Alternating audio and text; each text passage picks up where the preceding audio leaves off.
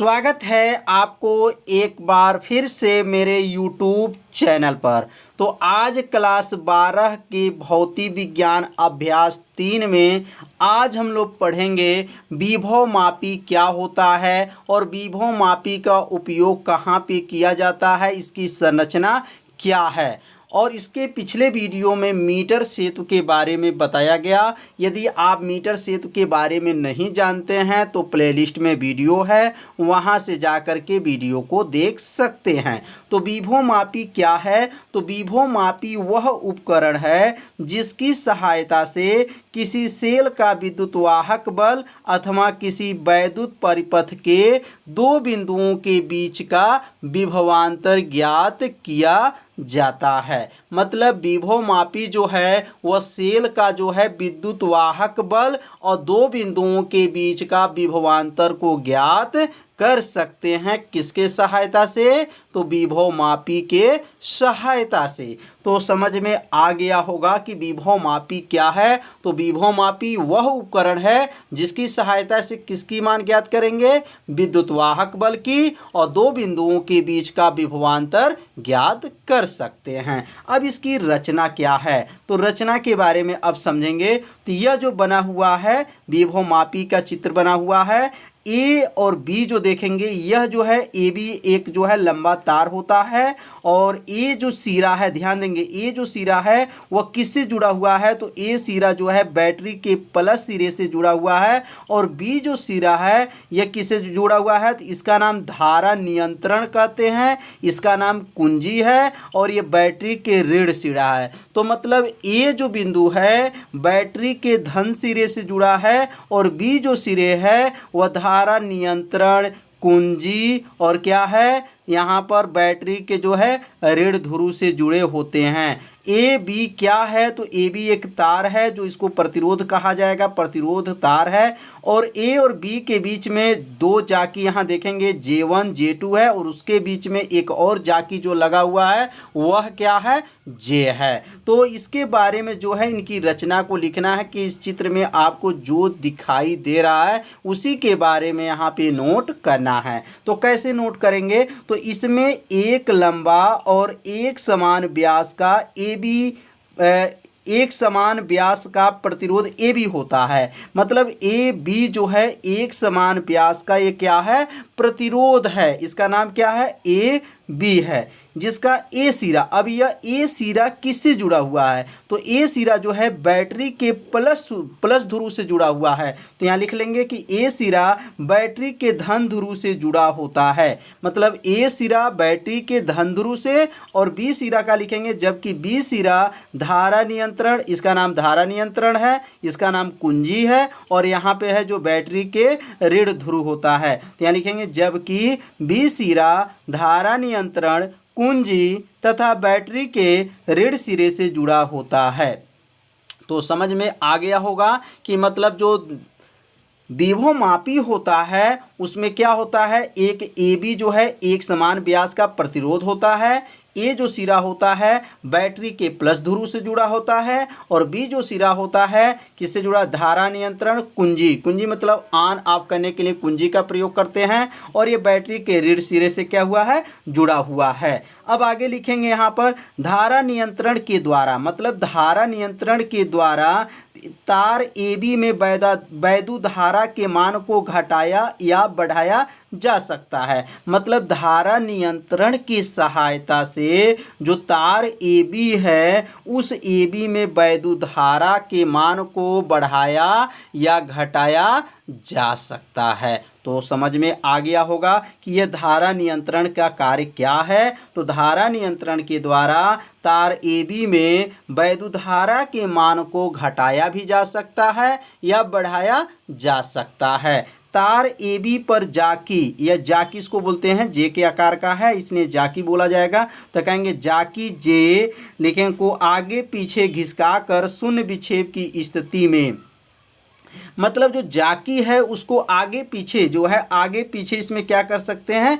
खिसका सकते हैं। अशून्य विक्षेप की स्थिति में क्या होगा? तो ए और जे के बीच का विभवांतर, ए और जे चित्र में ध्यान देंगे, ए और जे के बीच का जो विभवांतर होगा सेल के वैद्युत वाहक बल के क्या होता है, बराबर होता है। सेल का वैद्युत वाहक बल के बराबर होगा। तो यहाँ पे थोड़ा सा आपका महत्वपूर्ण बातों को ध्यान देंगे कि ए और जे के जो बीच जो विभवांतर होगा भी जो होगा वह सेल मतलब वैद्युत वाहक बल मतलब ई मतलब भी जो है ई के क्या हो जाएगा, बराबर हो जाएगा। कब बराबर होगा, जब क्या है, शून्य विक्षेप की स्थिति में हो। किस स्थिति में, शून्य विक्षेप की स्थिति में हो। तो ए और जे के बीच का जो विभवांतर है सेल का वैद्युत वाहक बल के क्या होता है, बराबर होता है। तो समझ में आ गया होगा कि विभवमापी की संरचना क्या है। इसमें ए का काम, बी का धारा नियंत्रण, कुंजी, बैटरी क्या है, सब आपको बताया गया है। और इसे आप सभी विद्यार्थी इसे अपने कॉपी में नोट कर लीजिएगा और इसे 2 बार पढ़िएगा। निश्चित ही विभवमापी की संरचना आपको याद हो जाएगा। अब यहाँ नोट कर लेंगे कि माना तार में बहने वाली धारा क्या है, आई है। तार का भाग ए जे की लंबाई क्या है, यल है। मतलब ए और जे के बीच की जो लंबाई क्या है, यल है, तथा ए जे के बीच का विभवांतर क्या है, भी है। तो जो चित्र में आप सभी विद्यार्थी देखे होंगे ए जे था, ए और जे के बीच में जो बहने ए और जे की जो लंबाई है वो क्या है, यल है, और ए और जे के बीच का जो विभवांतर है क्या है, भी है। तो विभव प्रवणता का सूत्र होता है के बराबर विभवांतर बटा लंबाई होता है। मैंने यहाँ के का क्या नाम है, तो के का नाम जो है विभव प्रवणता है, और भी का नाम है विभवांतर, और यल का नाम है लंबाई। तो के बराबर सूत्र हो गया भी बटा यल। अगर के में यल का गुणा कर लें तो भी बराबर सूत्र क्या बन जाएगा, तो भी बराबर बनेगा के यल हो जाएगा। तो के का नाम क्या है, विभव प्रवणता, यल का नाम लंबाई, और भी का नाम जो है विभवांतर है। तो भी बराबर सूत्र क्या आ गया, के यल आ गया। तो इस सूत्र को आप सभी विद्यार्थी नोट कर लीजिए क्योंकि न्यूमेरिकल में इसका प्रयोग किया जाएगा। अब इसका जो है मोस्ट आईएमपी अब आ गया। इसका एक सूत्र का निगमन है, विभवमापी द्वारा लैप्लासी सेल का आंतरिक प्रतिरोध ज्ञात करना। यह जो क्वेश्चन है कई साल की परीक्षा में आ चुका है कि विभवमापी द्वारा लैप्लासी सेल का आंतरिक प्रतिरोध कैसे ज्ञात करेंगे। तो अब सूत्र का निगमन करने से पहले यहाँ पे कुछ जो है माना लिखना पड़ेगा।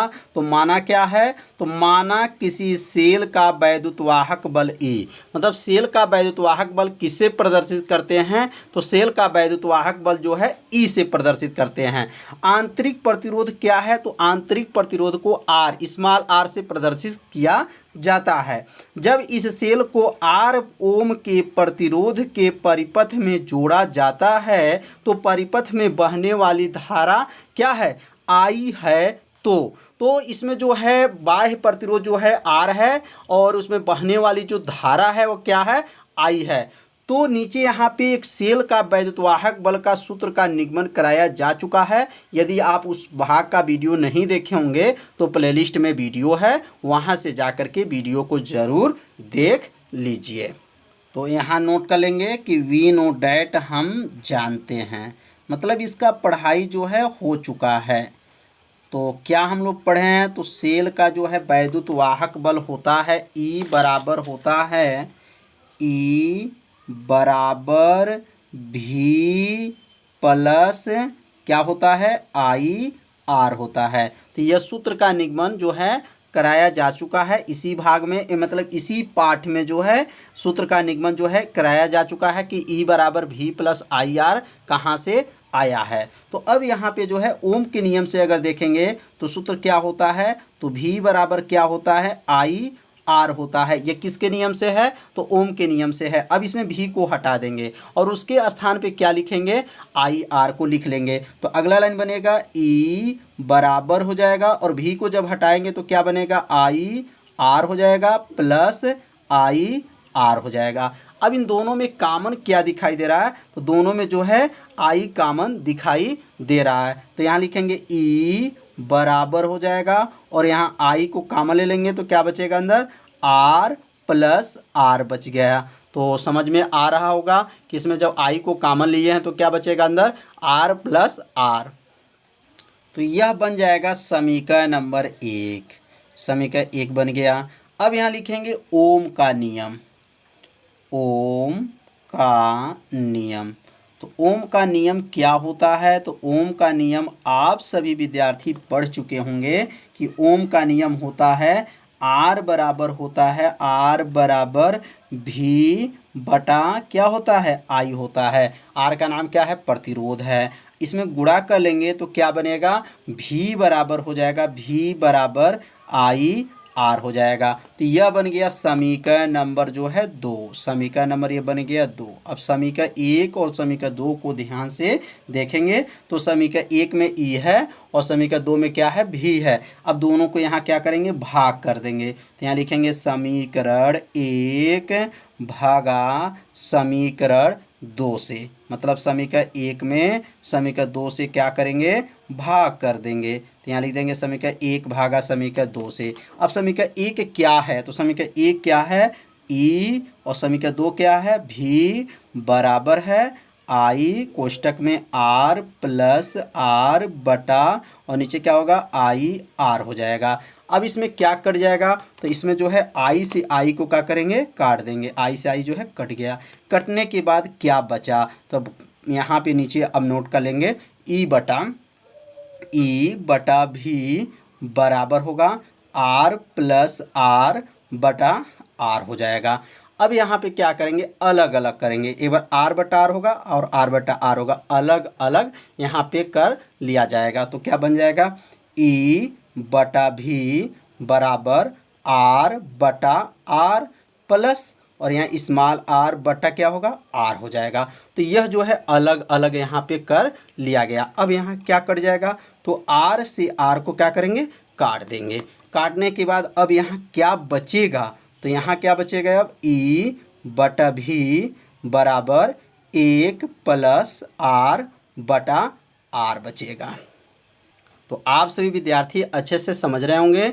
अब एक को क्या करेंगे? पक्षांतर कर लेंगे। तो यह एक जो है प्लस है, पक्षांतर करेंगे तो क्या बनेगा? माइनस हो जाएगा। तो अब यहाँ बनेगा ई बटा भी माइनस 1 बराबर हो जाएगा आर बटा क्या होगा? आर हो जाएगा। तो यह लाइन भी आप लोग को अच्छे से समझ में आ गया होगा। अगला लाइन बनेगा अब आर से इसमें क्या करेंगे? गुणा कर लेंगे। तो जब आर से इसमें जब गुणा करेंगे तो यहाँ पे नोट कर लेंगे आर बराबर हो जाएगा और आर में जब गुणा होगा तो आर कोष्टक में क्या हो जाएगा? ई बटा भी माइनस 1 हो जाएगा। तो यह जो सूत्र आ गया, किसका सूत्र आ गया? तो विभव-मापी द्वारा लेक्लासी सेल का आंतरिक प्रतिरोध का जो है यह सूत्र आ गया। इस सूत्र का निगमन आप सभी विद्यार्थी अच्छे से समझ लिए होंगे। कैसे इसका निगमन किया गया है, एक एक लाइन आपको बताया गया है।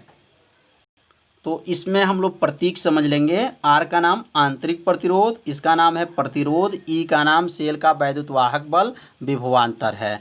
तो यह सूत्र को आप सभी विद्यार्थी अपने कॉपी में नोट कर लीजिएगा, क्योंकि यह जो क्वेश्चन है जो कई साल की परीक्षा में आ चुका है। तो इसी सूत्र के सहायता से न्यूमेरिकल को हल किया जाएगा। तो आज का वीडियो कैसा था आप सभी विद्यार्थी जरूर कमेंट कीजिएगा, वीडियो को लाइक कीजिएगा। यदि मेरे चैनल पर आप पहली बार आए होंगे तो मेरे चैनल को सब्सक्राइब और घंटी दबाना मत भूलिएगा। तो मिलते हैं अगले भाग में, तब तक के लिए सभी विद्यार्थियों को नमस्कार।